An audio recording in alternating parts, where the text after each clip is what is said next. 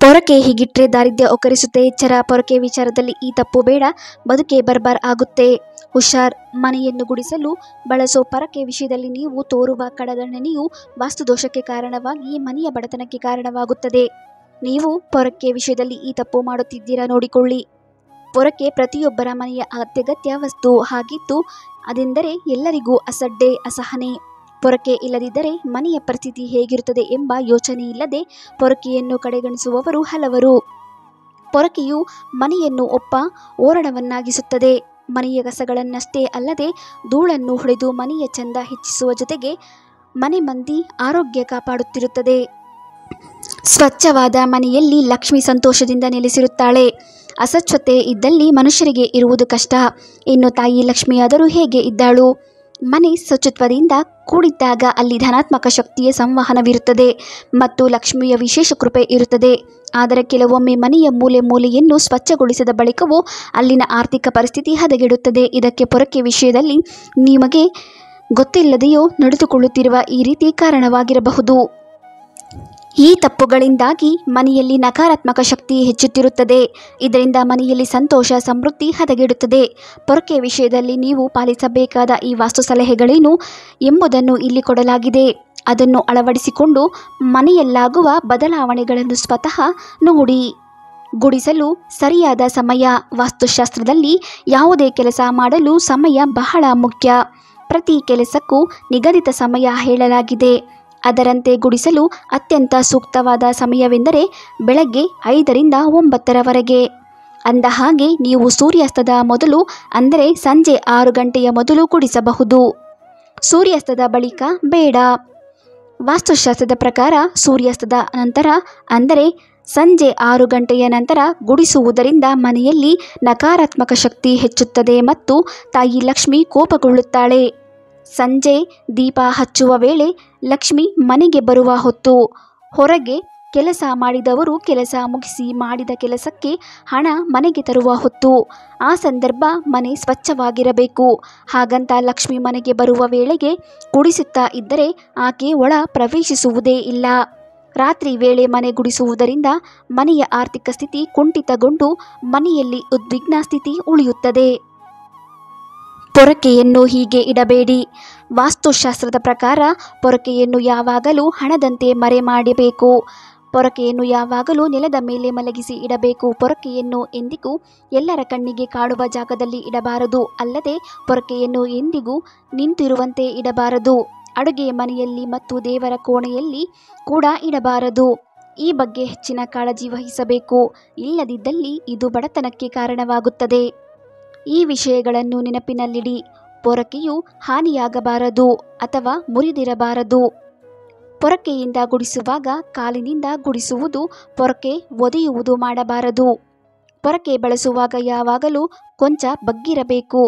ಪೊರಕೆ ಕೂಡ ಬಗ್ಗಿರಬೇಕು, ನೇರ ಹಿಡಿಯಬಾರದು. 1. ಪೊರಕೆ ಹಳೆಯದಾದರೆ ಗುರುವಾರ ಮತ್ತು ಶುಕ್ರವಾರ ಮನೆಯಿಂದ ಹೊರಕ್ಕೆ ಹಾಕಬೇಡಿ. ಗುರುವಾರ ಶ್ರೀಮನ್ನಾರಾಯಣ ಮತ್ತು ಶುಕ್ರವಾರ ಲಕ್ಷ್ಮೀದೇವಿಯ ದಿನವಾಗಿದೆ.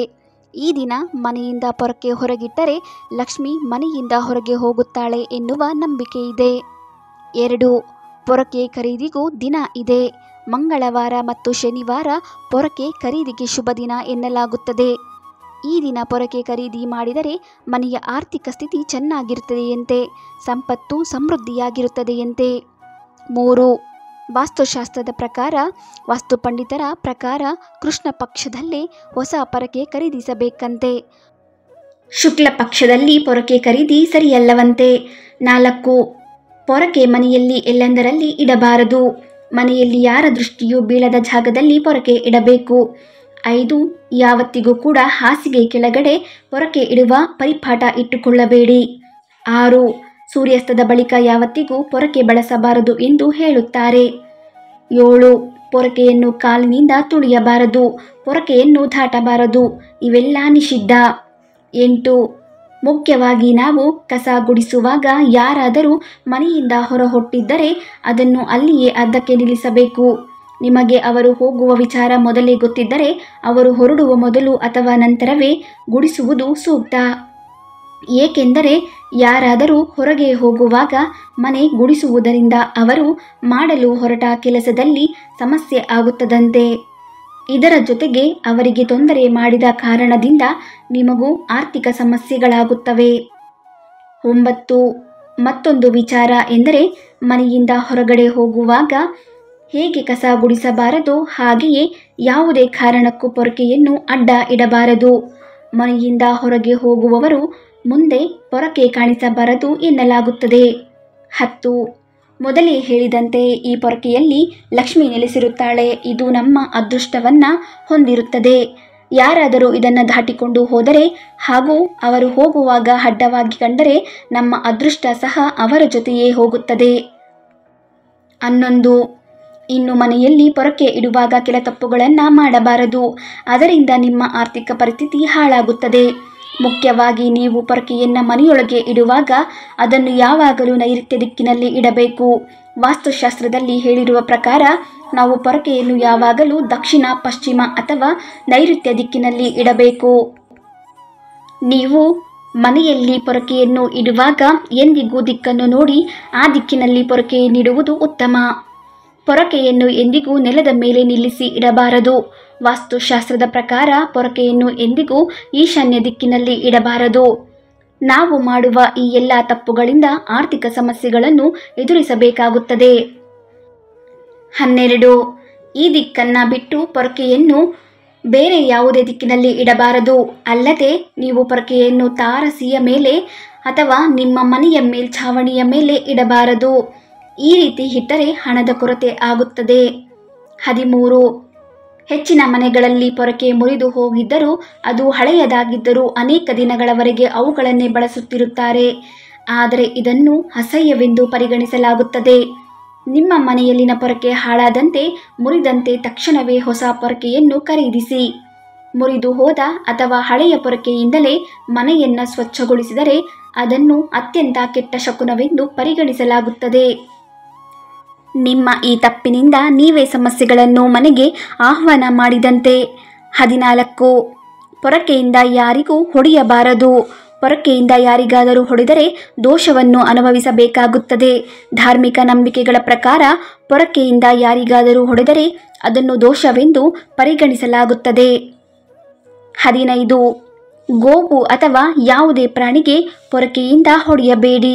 ಇದು ದುರಾದೃಷ್ಟಕ್ಕೆ ಕಾರಣವಾಗುತ್ತದೆ ಎಂಬುದು ನೆನಪಿನಲ್ಲಿರಲಿ. 16. ನೀವು ಬಳಸಿದ ಪೊರಕೆಯನ್ನು ಯಾರಿಗೂ ನೀಡಬೇಡಿ. ಇದು ಹಣದ ನಷ್ಟಕ್ಕೆ ಕಾರಣವಾಗಬಹುದು. 17. 2 ಪೊರಕೆಗಳನ್ನು ಒಟ್ಟಿಗೆ ಸೇರಿಸಿ ಮನೆಯಲ್ಲಿ ಇಡಬೇಡಿ. ಈ ರೀತಿ ಮಾಡುವುದರಿಂದ ಜಗಳವಾಗುತ್ತದೆ. 18. ನೀವು ಹೊಸ ಮನೆಗೆ ಹೋದಾಗ ಹಳೆಯ ಪೊರಕೆಯನ್ನು ಸರಿಯಾದ ಸ್ಥಳದಲ್ಲಿ ಇರಿಸಿ ಮತ್ತು ಹೊಸ ಮನೆಗೆ ಪ್ರವೇಶಿಸಿ. ಆದರೆ ಅದನ್ನು ಹಳೆಯ ಮನೆಯಲ್ಲಿ ಬಿಡಬೇಡಿ. 19. ಪೊರಕೆ ಮೇಲೆ ಯಾವುದೇ ರೀತಿಯ ಮುದ್ರೆ ಹಾಕಬಾರದು. 20. ದೇವಸ್ಥಾನ ಅಥವಾ ಪವಿತ್ರ ಸ್ಥಳಗಳಲ್ಲಿ 43 ದಿನಗಳ ಕಾಲ ನಿರಂತರವಾಗಿ ಸ್ವಚ್ಛಗೊಳಿಸುವುದರಿಂದ ಲಕ್ಷ್ಮೀ ದೇವಿಯ ಅನುಗ್ರಹವನ್ನು ಪಡೆಯಲು ಸಹಾಯ ಮಾಡುತ್ತದೆ. 21. ಶುಕ್ರವಾರದಂದು ದೇವಸ್ಥಾನ ಅಥವಾ ಪವಿತ್ರ ಸ್ಥಳಕ್ಕೆ 3 ಪೊರಕೆಗಳನ್ನು ದಾನ ಮಾಡುವುದು ಪುಣ್ಯವೆಂದು ಪರಿಗಣಿಸಲಾಗುತ್ತದೆ. ವಿಡಿಯೋ ಇಷ್ಟ ಆದರೆ ಲೈಕ್ ಮಾಡಿ, ಶೇರ್ ಮಾಡಿ, ನಮ್ಮ ಚಾನೆಲ್ ಸಬ್ಸ್ಕ್ರೈಬ್ ಮಾಡಿ. ಮುಂದಿನ ವಿಡಿಯೋದೊಂದಿಗೆ ಭೇಟಿಯಾಗೋಣ. ಧನ್ಯವಾದಗಳು.